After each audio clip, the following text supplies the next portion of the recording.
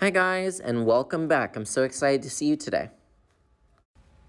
Hi guys, and welcome back. I'm so excited to have you in the art room. So I'm making this video to go over some expectations for the room. Some of you might already know me, and then some of you might be new to Christie. So I want to introduce myself. I'm Mr. Boatfield, and I teach art here at Christie Elementary. Art is a lot of fun. This year we're going to be doing lots of painting, drawing, we're going to be doing some sculpting, and we might also be able to use some iPads this year. I have a lot of fun projects that I'm planning for you, but in order for art to be fun and safe, we need to go over some expectations for the room. Some of you might already know my expectations, some of you might need a little bit of a refresher, so that's okay. So remember, during my video, I expect voice level 0. Please place any questions that you have at the very end, and I will answer them. But for right now, just sit back, relax, and I'm going to teach you a few things about the art room. This is the hallway where my room is located. I'm this door right here, and down here is the office and the nurse. And then over here is the restrooms. If you ever need to wash your hands or use the restroom, this is the one that you're going to be using. When you line up for class, we always line up either right here, or if you're coming from this direction, we're gonna be lining up right here.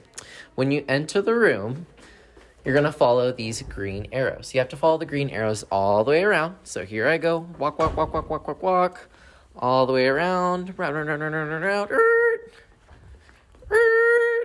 and then you would obviously use the green arrows and find your seat. Every person in the room has a seat, and we have a new seating chart this year, so I'll let you know where you sit.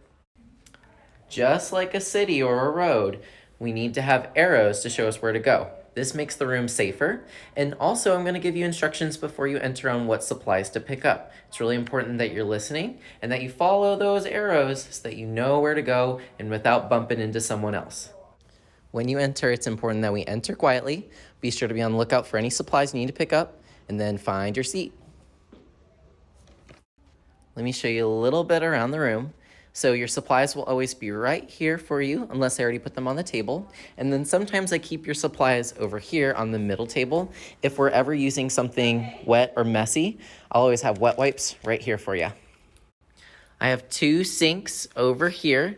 I also have some dispensers for towels in case you need one. Please do not wash your hands in the sink. Here's the reason why. These sinks are very old. The water can be kind of dirty. You don't want to wash your hands with these. So instead, I use these for cleaning paint supplies or getting water for painting. I don't really use them for anything else. If you ever need to wash your hands, I will let you know that you need to use the restrooms outside and wash your hands there. You can also get a drink of water as well. Tissues will also be located close to the door. If we move over here, you'll see some green arrows. This is the blue carpet. Sometimes when we read stories, we'll be over here. There's also some books that you can check out on your own time. Over here is kind of where I do my classwork. It's where I make lessons and I watch the videos. Over here is the iPad cart. We'll get into this another day. I'm going to go over our iPad expectations a few times when we're using them. Then over here is our extra activities. On your table, you'll see that there is a bin, and then across from you, the other table has the same color bin. Y'all are a team together. So this would be the yellow team. This would be the green team. We got teal, which is just one. We'll talk about that seat in a moment. Purple, blue, and then over here we have the orange, and then we got the red. Each side has 2 chairs, unless you're at the teal table. The cool thing about the teal table this year is that if one person is stationed here, they are the assistant manager of the classroom. So they're going to be picking up supplies and making sure all these peeps are putting their stuff away. They're kind of like the police officer of the room. So I want to show you what's inside the bin. I'm also going to show you how it's set up because every day you're going to make sure that this is back the way it was so that you can leave the room. So underneath the crayons, which I have in this bag, and notice that it has the correct number on the bin. Go ahead and check that now. So find your table number in case you don't know. This is Team 8, and make sure that your crayons match up to Team 8. If you are correct and they're in the same spot, go ahead and give me a thumbs up to show me that you're ready.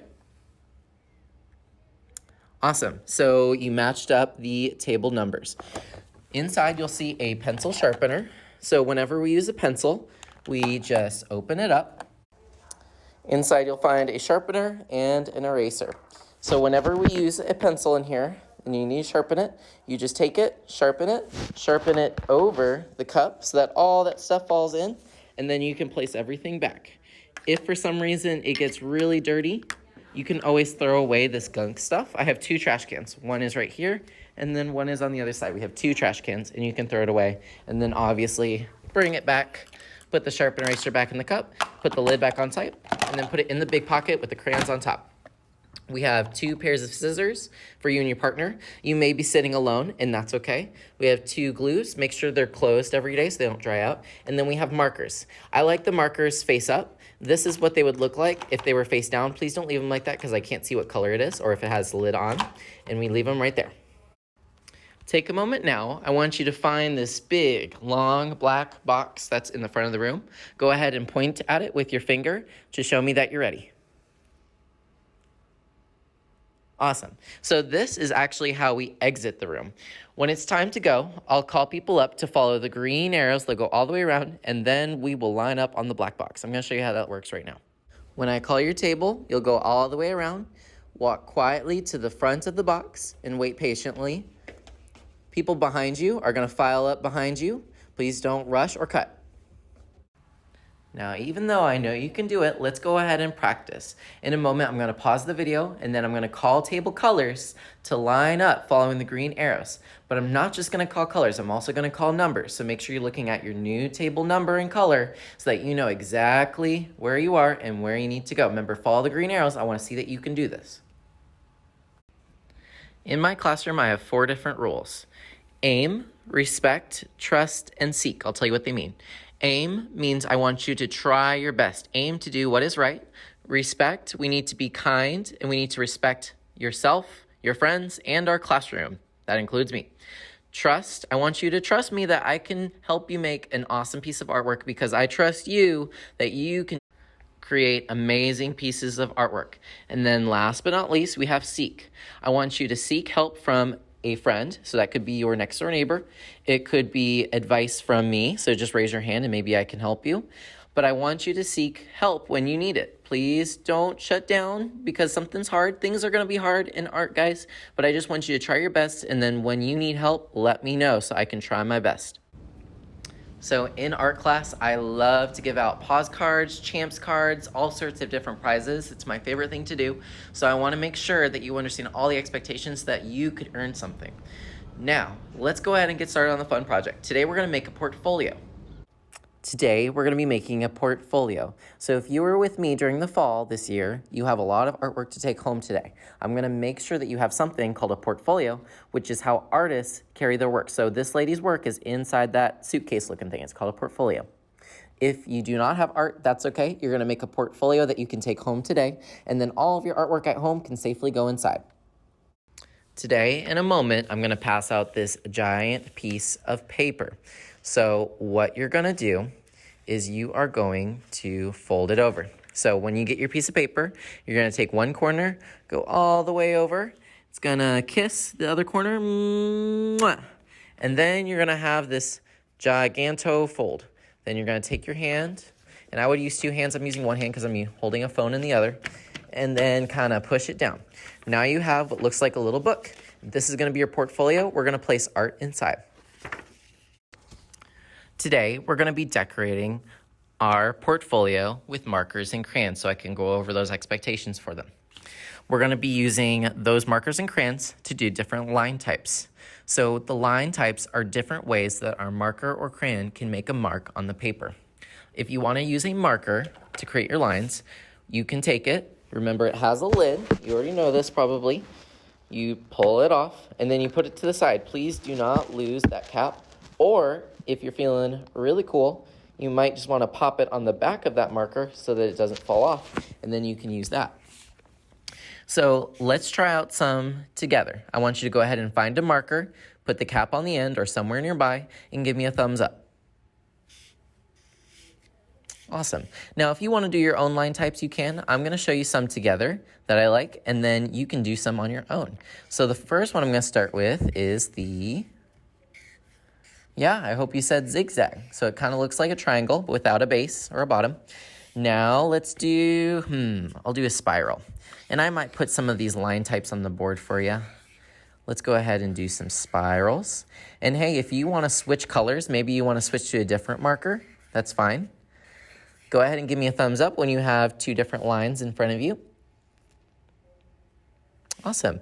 So I'm going to do one more for you, and then I'm going to let you choose the rest of your lines. You could even make them up. What kind of line is this? I hope you said castle line. All right. So I'm going to fill this up with some more lines, and I'll be right back. Add more lines to your portfolio. So I filled it up with different types of lines. Some of these I made up. We don't really have a name for them, but you can try your best to make up one on your own too. If you ever want to add more lines or switch colors, you can. Maybe there's a way you can even go and add some shapes back in those patterns if you want to make it really interesting. You could also echo those lines if you wanted to. So maybe you really like that castle line. You could echo it, and that would make it a little bit different. I'm going fast here. You can always slow down and do yours a lot better than mine. Then, once you've completely covered it with marker, then I need you to color, baby, color. Remember, once you're done with markers, put the cap back on top. And I like the caps to face up towards the ceiling so that I know which color I'm choosing, so I don't have to turn it upside down and look. So, now that I'm going to color, I'm going to use the crayons. Crayons are really easy. There's no caps or anything. Choose a color that you like or more. You can do more than one colors. And I think it would be really interesting if you gave different colors to the different parts and sections between the lines. Take your time, color the whole thing. Don't leave it blank like me. And then if you do finish, I want you to flip it over, write your name. I'm going to do this with the marker. You could do either or, crayons or marker, and write your name. Don't worry about a class code today because today you're actually taking this home. The reason is because as y'all are working, I will be at the middle table or somewhere nearby, and I'll be passing back your artwork. During class, we use a voice level 1 or a voice level 2. Please make sure that you're being quiet so that your neighbor can focus and that you can be safe. You never know when we might have an emergency announcement that we need to hear. I have lots of artwork to give back to you, so be sure that you're listening while you are working, because what I'm going to do is I'm going to turn your stuff over and I'm going to be calling your name. Make sure that you're listening so that you know that you've been called. Like I said, if you have any questions, please raise your hand. If you are done, give me a thumbs up. I'll come and check, and then I'll give you permission to free draw on the back. Normally, we would do free activities, but we're not going to do this today because you have a lot of work to be doing. I hope you guys have a good one, and I'm excited to see your portfolios.